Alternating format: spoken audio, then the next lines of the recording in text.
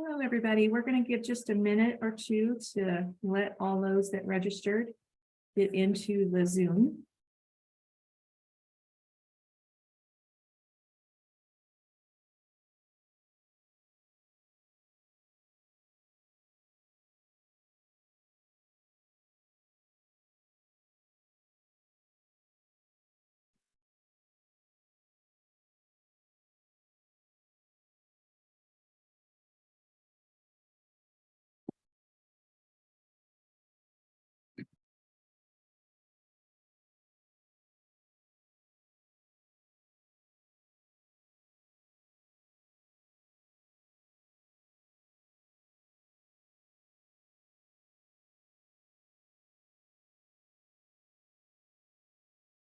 Okay, we're going to go ahead and get started. Just be respectful of everybody's time. My name is Sharon Geisler, and I am the Program Manager for Workforce Development Training Fund. And this is a Q&A session for those that are interested in learning more about our grant program and navigating our website. And then I'm going to give a high-level overview of our different grants and then open it up for you all to have questions. I imagine that a majority of you have questions in regards to the new grant processes and our new processes that we've put in place. So we'll make sure that we go through all that and give you all time to ask your questions. I also have Brittany on the call here. She's going to be monitoring our chat. And so you are welcome to put your questions into the chat and we'll go through those after we do the overview.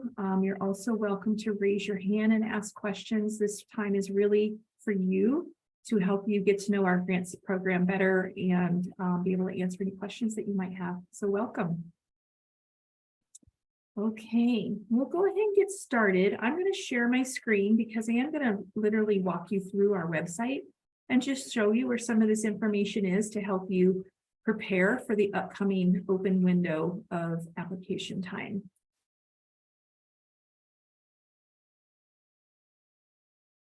Okay. And if you can just give me a thumbs up that you can see my screen here. Okay. So the Workforce Development Training Program is part of Department of Workforce Services. And really the easiest way to find our site is if you just type in this URL, and Brittany will put that into the chat for you. It takes you to the main Department of Workforce Services website, which is the dws.yo.gov. And then if you scroll down just a little bit, this will take you right to our webpage that has the information on our grant. So this is our landing page. And as you can imagine, we have been working diligently to try and keep this updated during the pause that we had to put in place and then what to expect as we were coming out of the pause. And now we have some information here to help you navigate the grant application process for different things that we know have come up or questions that we've received. So on this page is some general information about the grant program in general. And then we'll go through this and then we'll click over here on each of the different links. So as you know, we did reopen in May and we do have some new parameters around the different grants that are in place from May, and those parameters are going to be in the individual links for those grants just for the clarity that it applies to that grant.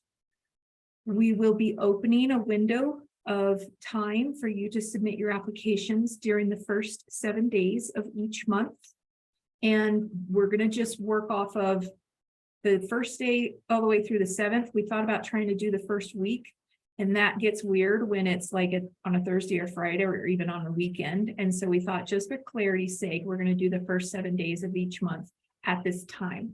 And so we do have that information here on the website. We won't be considering applications that are submitted prior to that or after that time frame.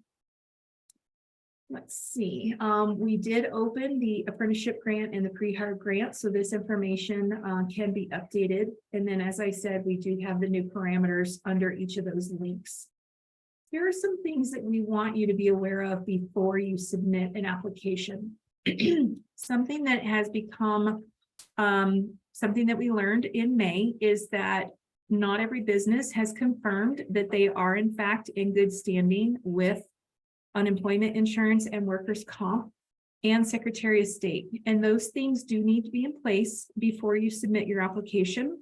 And so we would certainly recommend that you take a proactive stance and you reach out to them to learn about the status of your good standing from them before you submit your application. And if you are not yet registered, you definitely need to allow time for that process to take place before you submit an application. You should probably allow about 7 to 15 days for the Secretary of State to process your registration. Unemployment insurance and workers' comp can take anywhere from 2 to 4 weeks if you are not yet registered. And so you definitely need to take that into account. If you are not in good standing at the time that the application is submitted, it won't be considered. And then you will be able to try and get that rectified for the following month if you're still interested and able to submit another application. Some of the things that we are looking at that people have been asking about, first and foremost, the application must be complete. Every question needs to be answered, and if it asks for a narrative, you would want to provide the information to help us understand what it is that you're asking for, whether it's a business training grant and the type of training that you're going to and the description of that, or if it's an internship grant, what that internship is going to look like and all of the components of that. Since we're also opening the grant application process to pre-hire and apprenticeship this month, again, you'll want to answer all the questions in each part of the application as completely as you can. We do note that preferred industries are a consideration as applications are reviewed. We have a link here that will take you to the spot on our website, and I'm going to show you where that is as well. Currently, these are our preferred industries, and those are set by the Wyoming Workforce Development Council. This is a link to their actual website, and you can see geographically in Wyoming where these different industries are supported by a next-gen partnership. And that's really how this all ties together, is that they want to support those industries. They have next-gen partnerships that are working towards that end. And so then we're able to give them some extra consideration during the application process. Okay, so we're going to go back up. So that's really on the landing page. So we do look at the preferred industries. Just because your business is not in the preferred industry does not mean that you can't apply. You absolutely can. It just means that for the business training grant, you might have less training dollars available for your employees, and for the internship grant, it just means that we're looking at it from a different perspective of either preferred or not preferred. We do want to let you know that we do have a limited funding available per month at this point, and so all of the submitted applications are not going to be approved. Just as a point of reference, we had over $1 million asked in May in just 7 days. And obviously we're not able to approve that much money that's being requested. And so we really do look at each application for its own merits and that it is eligible. And then we have to make determination on who we're going to be able to approve. If your application is denied because of the limited funding, you are certainly welcome to create a new application the following month if that training opportunity still applies.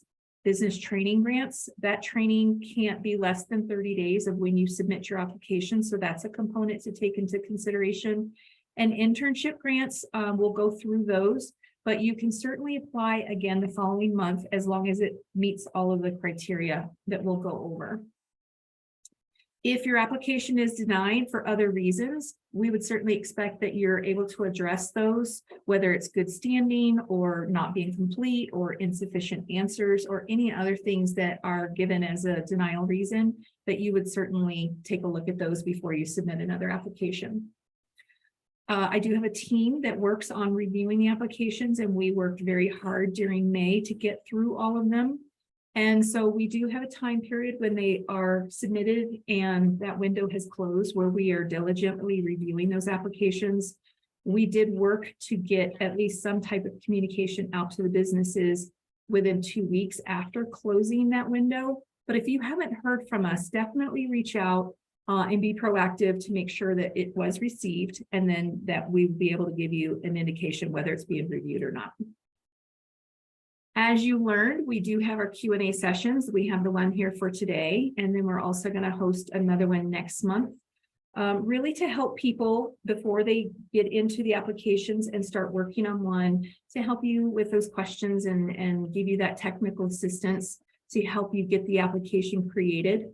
Once the application has been submitted in that window of time, we're reviewing them at that point, and we're not going to be able to get back with you on things that you need to change or things that need to be revised. We are literally looking at the application as it's submitted and working off of that, because we have a very short time to get those turned around, and we don't have time to go back and ask you to do edits. And so we do ask that you take the time while you're creating your application to have it as fully complete and informative as possible the first time around. We will have previously recorded meetings located here. We do have some of the older recordings. Let's see if it pulls it up. Keep in mind that these were all processes prior to the pause. And so we'll have today's recording up. And then I think we did one at the beginning of May that is also applicable. And so we're going to have those taken down. But for those that aren't able to make this session or want to go back and review it, then we can have these recordings posted there for your reference. Okay, so then we'll just go on down. So those are the things that we wanted to make you aware of as you're preparing your application.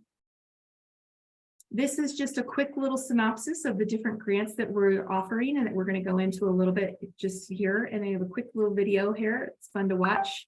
And again, these preferred industries. This is a main phone number for you to reach out and speak to somebody on my team or leave a voicemail. As you can imagine, we are extremely busy going through the review process. And so we're not able to take all of our phone calls, but we do return voicemails and emails in a very quick manner. And so if you do call and it goes into a voicemail, please leave a message and we will get back with you. This is also our main email address for the program, which you're welcome to use. We do have an email that is available specifically for the internship grant, and we'll share that with you as well. And Brittany will have you put that email into the chat for people, but it is here on the website. We're going to go ahead and move to the different grants and let you know a little bit about each one of those. So the apprenticeship grant is available to Wyoming registered apprenticeship programs, and you register your apprenticeship program through the Office of Apprenticeship here in Wyoming, who goes through the Department of Labor. And so you'll be working with Mike Broad in getting your apprenticeship program set up. Once you are registered and you have registered apprentices, there is a training component in the program that they have to do, and it's that theoretical classroom learning where there's a tuition cost or class fees or license fees, things like that, that we're able to help you cover. And so if this is of interest to you or you want to learn more about it, this is where you would want to be. Ivy Moore can help with any questions, technical assistance with your apprenticeship program, get you connected to Mike Broad. If you, Brittany, you'll want to use the different chat, sorry. Oh, sorry. Ivy Moore can help you with that technical assistance in regards to getting your apprenticeship program set up, or if you have questions about that training component and the application that we're getting ready to touch on. We're using our general email for the Workforce Development Training Fund to reach out to Ivy with any questions that you have for that. We have some new parameters that are in place for the apprenticeship grant, and these parameters are going to be in the instruction page of the application. Basically, we have limited the number of different categories that you're able to request for reimbursable expenses, and we'll go through those in just a minute.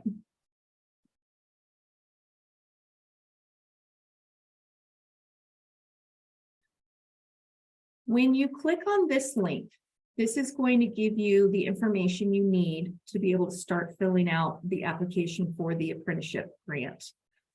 We do have a link to the rules for you to become familiar with, but also recognizing that the rules are currently stating the maximum amounts and maximum areas that you're able to request.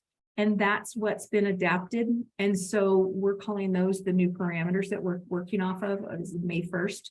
And when you click into this budget worksheet, this will show you the different areas that you're able to request expenses for the apprenticeship grant. And so you can see that you will be able to ask for the tuition for your apprentices, the class fees and materials that are directly related to that instruction.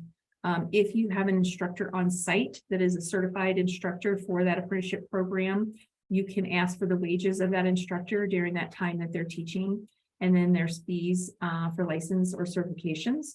We do ask you to disclose if you have any external funding that you're receiving for that, the benefit of that training, that you do disclose that here. And then we're able to cover the difference of the amount that you're asking for. The apprenticeship grant does not cover wages of the apprentices, and it won't cover purchased, rented, or leased equipment, including computer hardware and software.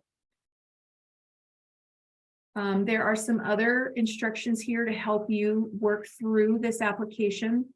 The part that did get revised is that there are some documents that you'll need to have filled out with your collaborating partners. One is the Office of Apprenticeship, Mike Broad. There's a form for her to fill out that she understands that you're applying for a Wdtf grant. And then depending on who's doing the training and who's applying, there are different forms for the different entities. The sponsor of the registered apprenticeship program can apply, or the related instruction provider can apply. And so this will walk you through the different forms that we need. And then the partnering employers of the apprentices will also be a component. It does indicate some other things that you'll need to upload: the Davis-Bacon certificates that you've been issued by the Office of Apprenticeship, the Appendix A that you've been given that outlines the curriculum of that program. And so it'll walk you through all the different documents that you'll need to put into the application. So that is the instruction page. And then you'll see that we have the link to the application live. This is a Google form application that has been created to help navigate the different components of the grant, and also just makes it more accessible and easier to maneuver. But when you do click in here, it will give you those instruction pages again. It'll give you the documents that you'll need to upload, and then it will give you a series of questions that you'll need to respond to about your apprenticeship program and the training that's involved, the employee partners, and it really will walk you through pretty much alongside of the rules that are in place for this grant.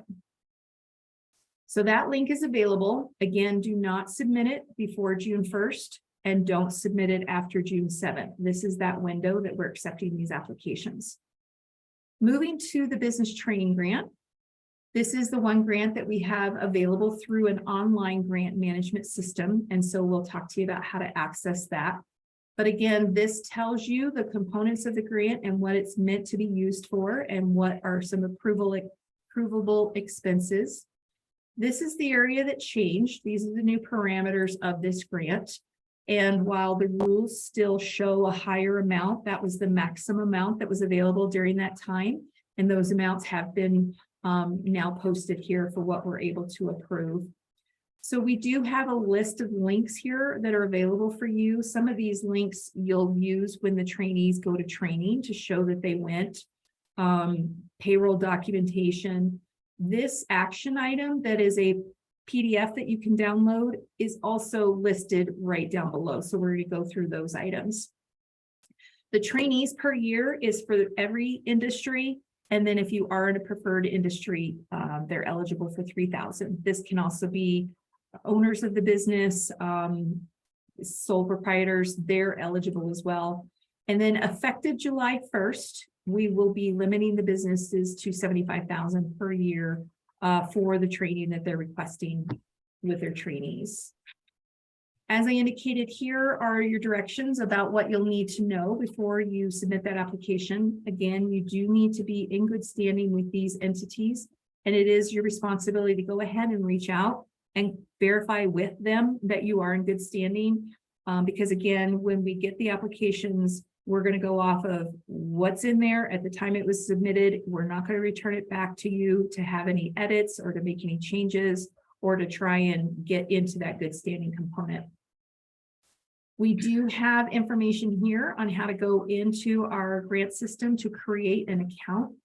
And so here are your instructions about how to do that. And then you can click right here and it takes you right to the landing page of our grant. You'll want to make sure that you do pay attention to the important messages, because this is our way to communicate with you if anything's changed, either through the website or on this landing page. And so you'll want to make sure you look through that.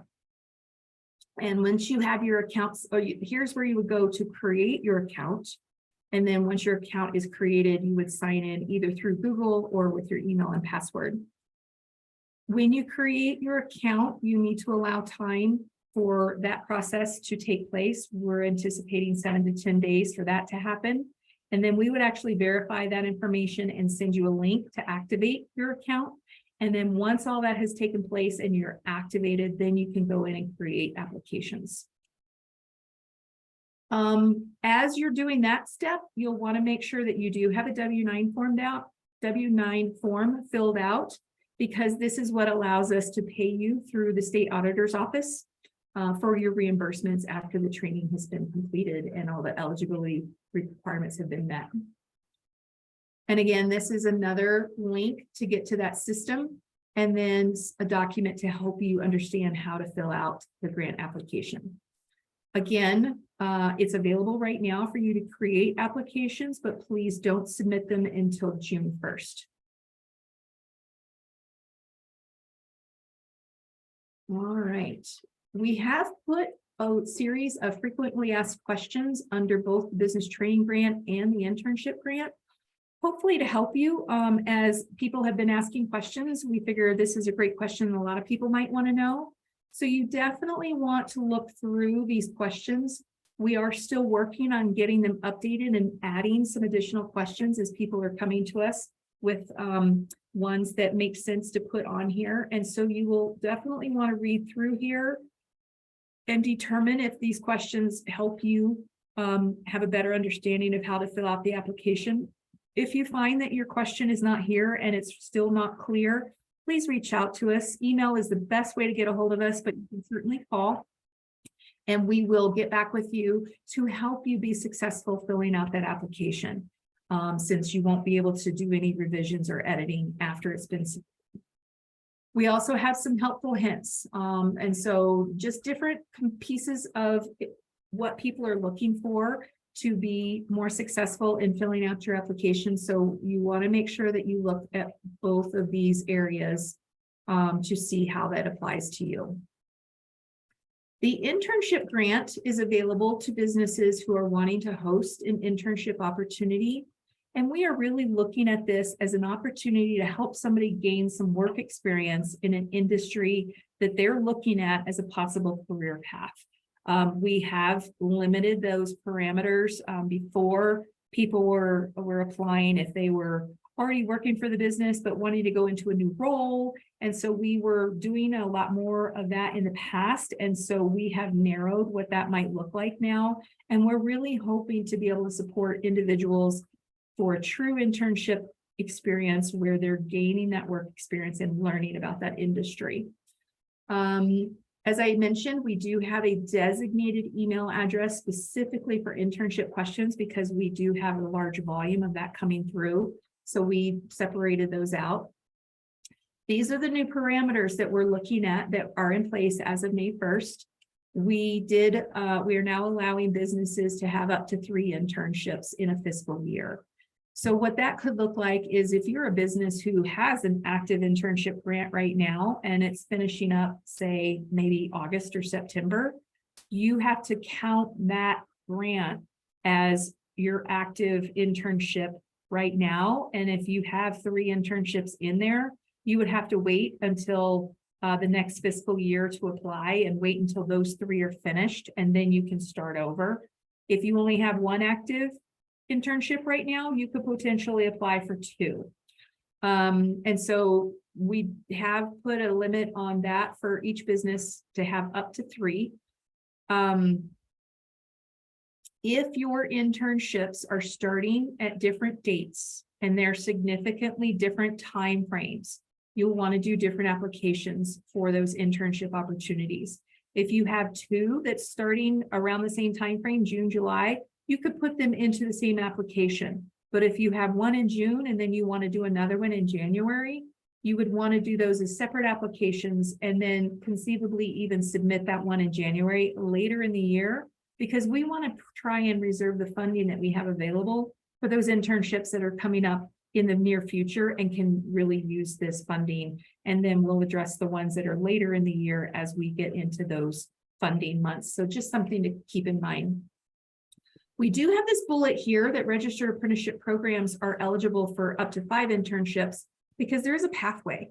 They could bring on individuals as interns and give them that initial learning opportunity to see if that's something that they want to continue.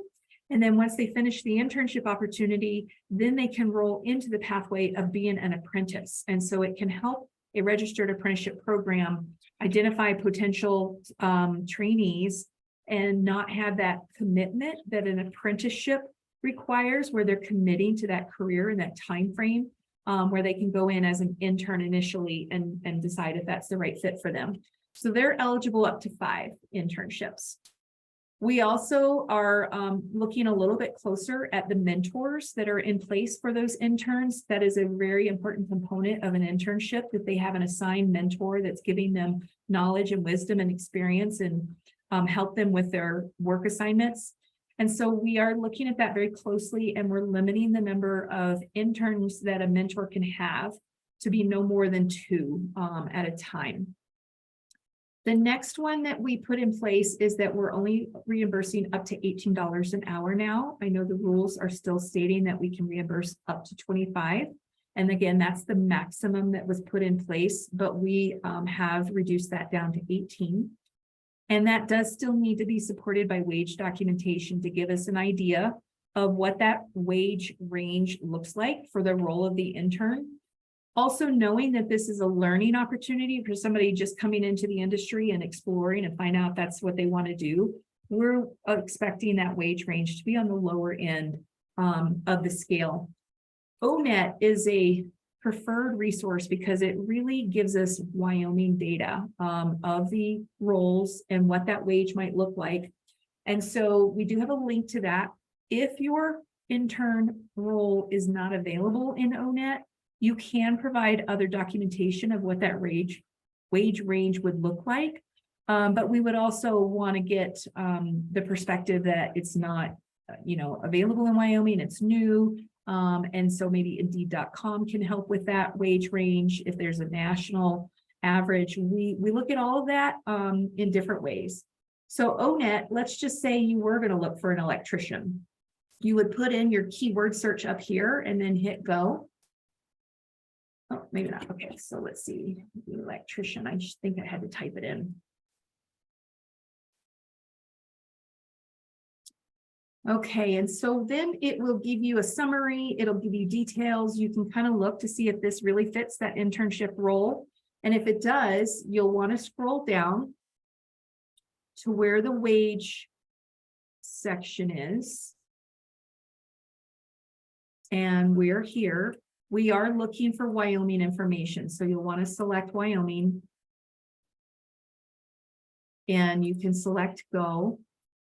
And it will give you some bell curves here. You'll notice that one says annual wages and one says hourly. We want to know what the hourly wage is because that's what we're able to reimburse. And again, like I said, we would expect that wage range to be on the lower end because it is a learning opportunity for somebody coming in and checking out that industry. It's not meant to pay the employee rate because that's somebody coming in hired to do the job and has experience and background to do that. This is for a learning experience for an intern. You would need to take a screenshot of this whole page because you want to make sure that the Wyoming component is in there, the role is in there, and then that bell curve in here. You could take a screenshot of this entire page and then save that, and then you would upload that as a PDF as your supporting documentation for the internship that you're asking for. Another component to the new parameters is we are limiting the internship to 480 hours, and that will give you, if they're working full-time and 40 hours a week, you get about 12 weeks for that internship, 3 months. And if they want to work part-time, you can take it out to 6 months. And so this again is another parameter that's different than what the rules state. And so this is what we're working off of now. We do have the application instructions here for you to review. A lot of what's on the website is also in the instructions with some additional information to be aware of. So you'll definitely want to read through this. And then about a week before June 1st, and so we're looking at this Thursday, we are going to put the live link right here for you to be able to go in and access the Google application and start working on your application. So you'll have time before the window to start working on it, but please don't submit it until June 1st. And then again, we do have the rules here to help you understand the intent of the grant and why we developed it and who we want to support under this grant. And then again, here's some more resources, another link to ONET. And if you do need to use Indeed.com or another job board because it's not available, then you can do that as well.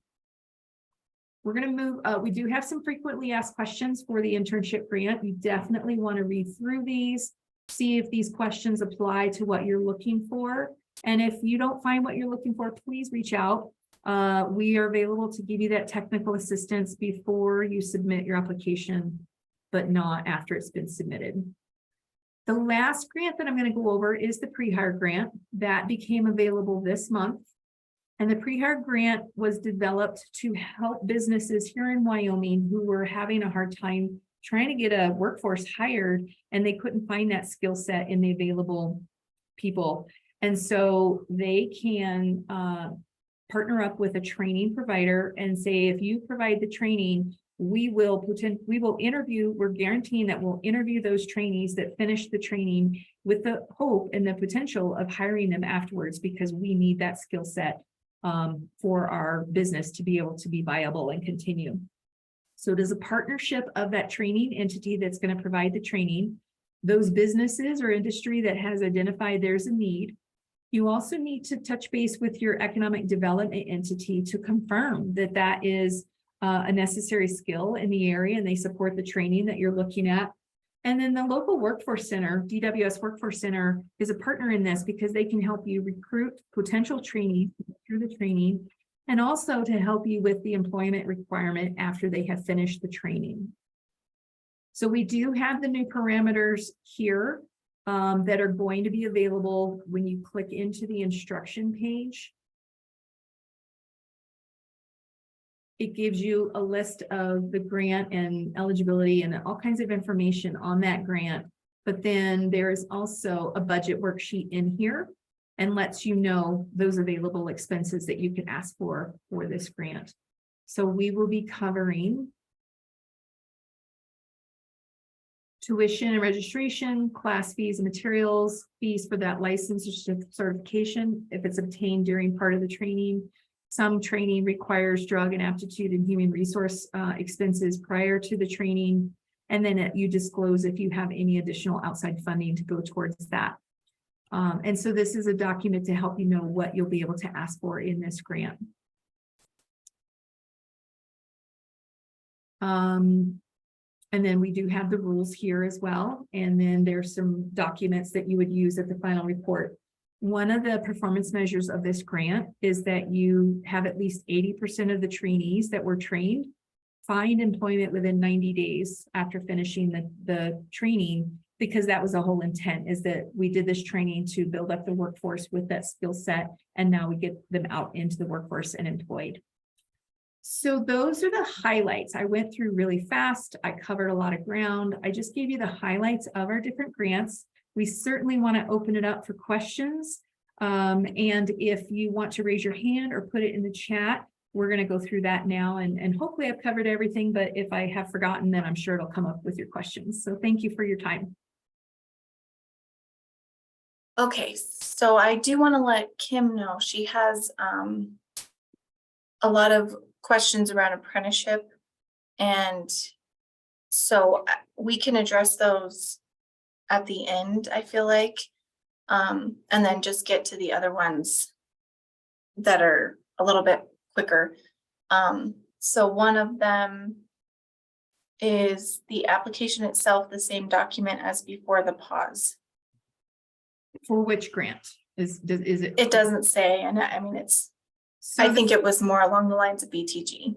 Okay, so the business training grant has a very similar feel to the application that was previously available, but we have added some questions and we've made some clarification to some of the questions. So you want to make sure that you don't go into an old application that was possibly rescinded in the grant system. You'll want to create a new application because then you'll be accessing the new questions and it'll be eligible. If anybody uses an old application and submits it, it won't be eligible for consideration and will deny it. And then how often do you need a new W-9 form? So as long as your business is active and has received reimbursements, I believe within a year or so, you are still active. We don't make that determination. The SAO office, state auditor's office, lets us know if the W-9 needs to be updated or revised in any way. And so we're just the middleman on that component. And if you move, definitely do a new W-9 and send it in to us. If you have a new pay-to address, then send us a W-9 form. Otherwise, you know, any changes at all, definitely send a form in. For the internship grant, the 3 internships are not expanded for preferred industries. Is that correct? Only 3 internships regardless of the industry. That is correct. Will an application received on the 7th of the month be considered in the same way as one received on the 1st, or is it more advantageous to get it in earlier? We are not doing first come, first serve. We have that window of opportunity open because we know, like we said, sometimes it falls on a weekend. Maybe somebody's traveling and can't get to it right away. So we're not looking at first come, first serve. We are giving the same consideration for one that was submitted on the 1st as somebody that is submitting on the 7th. And so we'll close that window after the 7th. We'll look at all of them equally. We'll look at all the eligibility requirements and then make the decisions going forward from there. When will the ARPA healthcare grant be available? So we are still working through some of the specifics of that grant. We do have some internal processes that we're putting in place right now. We are hoping to have it up and available with information this summer, fall, and then it will be available for those that are taking training in the spring of 2024. And Shay, I think you're on the line, so you might be able to confirm that, but I think it's spring of 2024. Yes, can you hear me? Yes. Great. Yes, that's correct, Sharon. We are going to be officially rolling that out for the spring of 2024. Some of this summer is going to be working on marketing the program. And then as we go into the fall, we're going to be accepting applications. So we're just working through some of those final details, but that's a little bit more about what you can expect. Okay. Back to internship grants. What are the hiring deadlines? So we did put a little bit more restriction around that as well.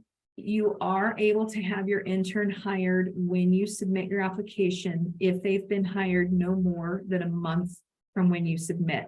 So when you guys submit in June, if you've hired your intern anytime in May, that would be eligible. If you hired your intern prior to May, they would not be eligible. And so you want to be very thoughtful around that. And then we are also asking, in order to utilize the funding that we obligate for the grant, that you have those interns hired within 2 months of receiving the executed grant.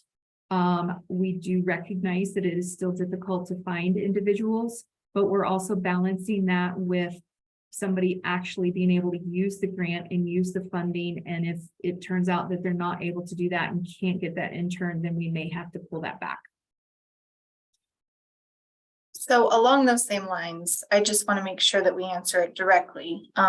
Another person asked, does it matter if you have identified the actual person who you want to be the intern, or is it better to not have that person identified? So it's helpful to know that you have identified somebody, but it's not a requirement and it doesn't necessarily give you a preference over that.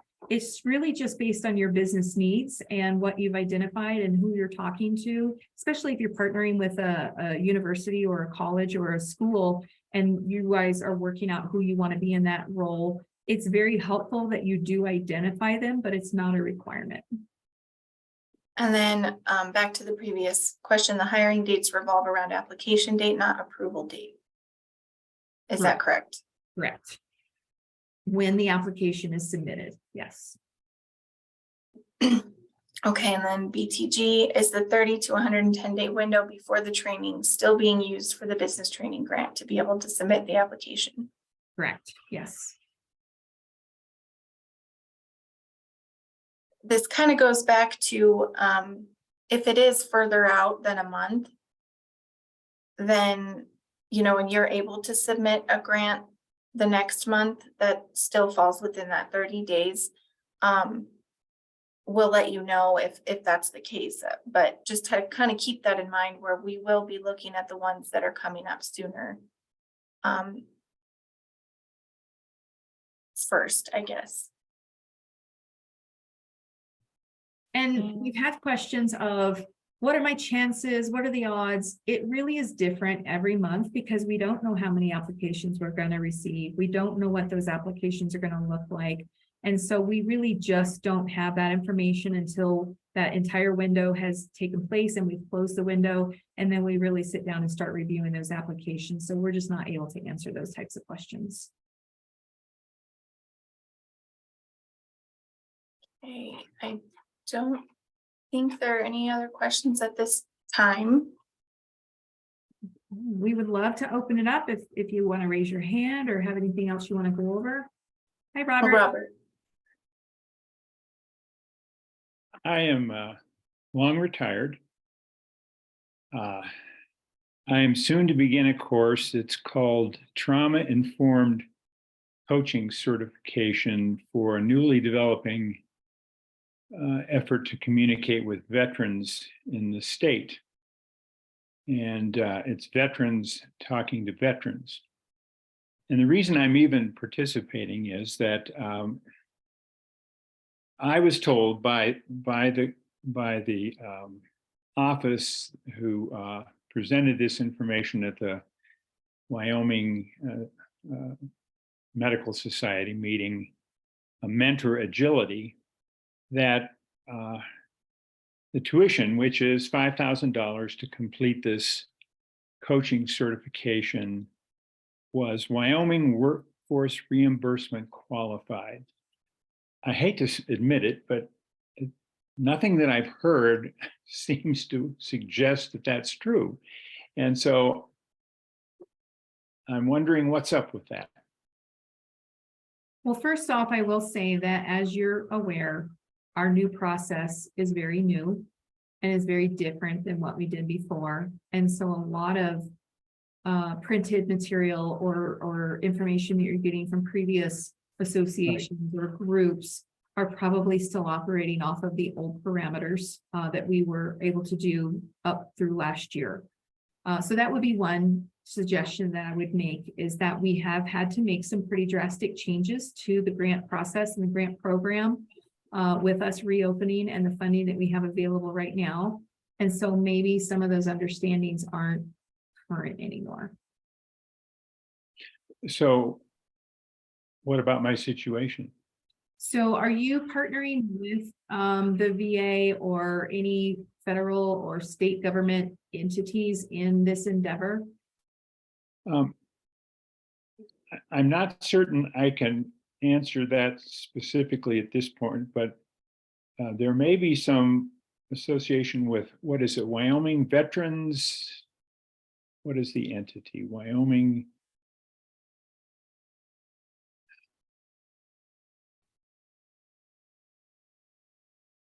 I don't have the And are you an employee of them, or do you have your own business and contracting with them? No, I'm, as I say, I'm been retired from my medical practice for 20 years. This is just a new opportunity for me. I'm retired vet, and I see a need for helping vets in the state, and the information that I received indicated, and it's all, I understand, it goes back before you've made some adjustments. And I really don't fall into, I don't have a business. in Yeah. essence. So with the business training grant, it is definitely geared to the Okay. business being the applicant and to be able to benefit their employees. And so those would be some of the components to look at. And then that there's an actual registration training cost to the training. And so it does sound like right now, with you not necessarily fitting into some of those parameters, it may not be a right fit for you. I wouldn't be surprised Sorry. from what I've heard. Well, I understand, but that's why I'm sitting in to see And we appreciate if that. anything looked like a possibility. And I just wanted to be sure that I was correct in my assumption that it would be unlikely that I would fit in the categories that you talked about. Yes, I believe so. Okay. Okay, next Thank you. question is, what if you submitted for a grant and it was denied? Can you resubmit? But it is less than 30 days out. No, at this point, unfortunately not. And then medical lab technician programs, which would be the best fit? Which program would be the best fit? For right now, or is a potential for the healthcare grant that will be rolling out next year.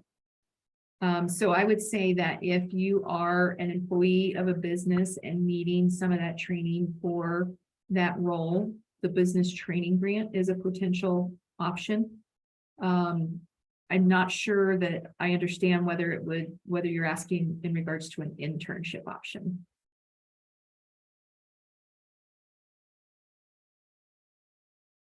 And so just to clarify, and Shay, please correct me, the healthcare grant that's going to be rolling out down the road is available to individuals who are looking to get into the healthcare industry and are going to be taking training for that purpose, where the business training grants are still available for employers to send their employees to training. So there will be that difference of who can apply for those different grants. And he did clarify saying working as, or he or she, sorry, working as employee and going to school for MLT. Okay, so that would be something that you would want to talk to your employer to see if they are, because what happens is the employer would be absorbing that cost up front and paying for that training. If they get approved for the grant, I would recommend that you find out if you are approved. And then you do the training, and then there's a 45-day employment criteria involved before they can submit the paperwork to get their reimbursement. And so that would be a conversation you'd want to have with your employer and whether they're willing and able to do that for you. Yes, thank you, Sharon. And I just thought I would mention really quick, yes, what Sharon said, the healthcare ARPA, the American Recovery dollars, they're federal dollars. And so it is a completely separate grant than and separate dollars than the state funded workforce development training fund. And that is geared towards individuals who are looking to begin training in a healthcare field. So right now we're only focusing on those individuals that are going into a healthcare field and not the individuals that are already established in training in a healthcare field. That's healthcare, including mental health, physical health. So pretty broad range, but there are certain eligibility requirements that are also separate from and different than the Wdtf training grant funds and grants. Thank you, Shay. Yeah, thank you. Okay, the next question is what are the chances that the grants will be shut down again in the near future? So what we did when we paused is we took a look at what funding we had available through the rest of the biennium. And then we did more of an allotment per month so that we can continue and be viable through the biennium and be open every month. But it does mean that we will have less that we will be able to obligate. And then when we start looking at our budget for the next biennium, that could change and we would potentially have more to be able to obligate each month. But right now, that was part of our planning process, is that we will still be able to accept applications each month through the biennium.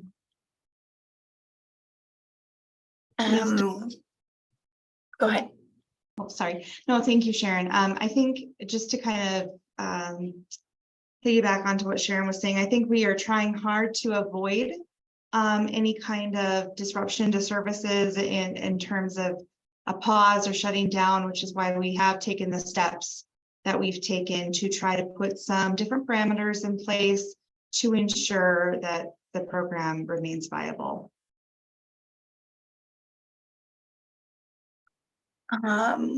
What would be the best grant if an employer would like to take environmental aids and have them become CNAs? An environmental aid?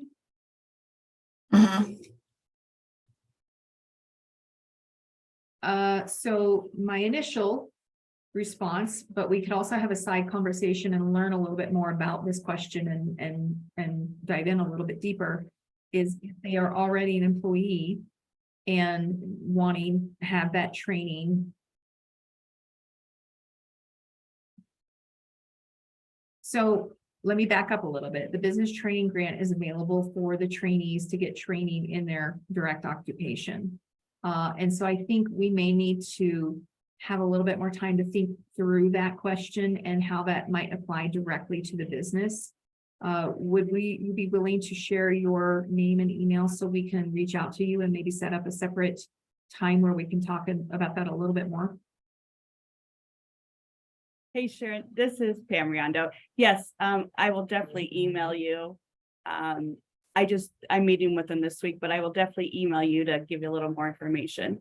So That would be great. Yeah, I'd love to Yep. have a little bit more detail before I throw something out there that may or may not be applicable. Perfect, thank you. Yes. You all are asking some wonderful questions, and these questions help make sure that we do have the most current updated information on our website. We're working really hard to make sure the clarity of the message is on our website, and that, we're trying to be as transparent as possible of what we can and can't do. And so the questions that you asked just help us have a better sense of whether we already have it up there, or if we need to add it, or if we need to revise it to make it more clear. So we really appreciate all of you participating and asking the questions that you are.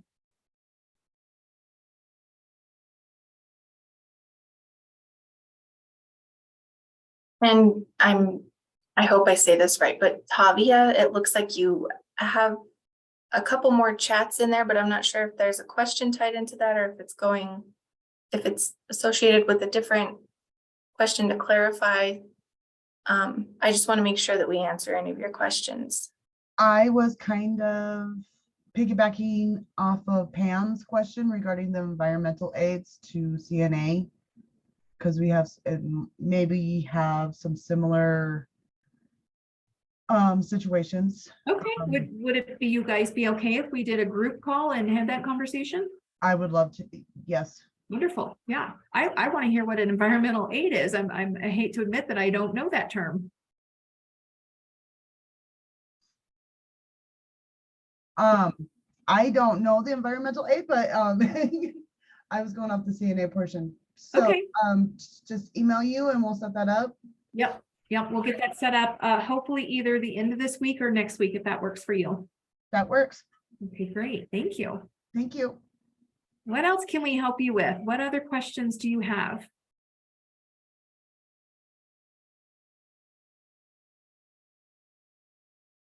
We got a couple thank yous, but that's it. Okay, wonderful. Well, we have used our time here, and like I said, this video will be posted on our website if you want to go back and revisit or have some friends that didn't get to participate and would like to know more. So please continue to go to our website for the most current and updated information. And again, we are continually working on the clarity of the message and that we are helping you understand how to navigate this. And we are here to help you as you're working on your applications.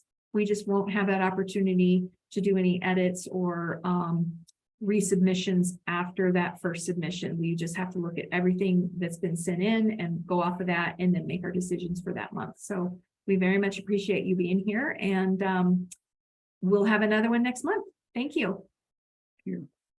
Thank you, everyone.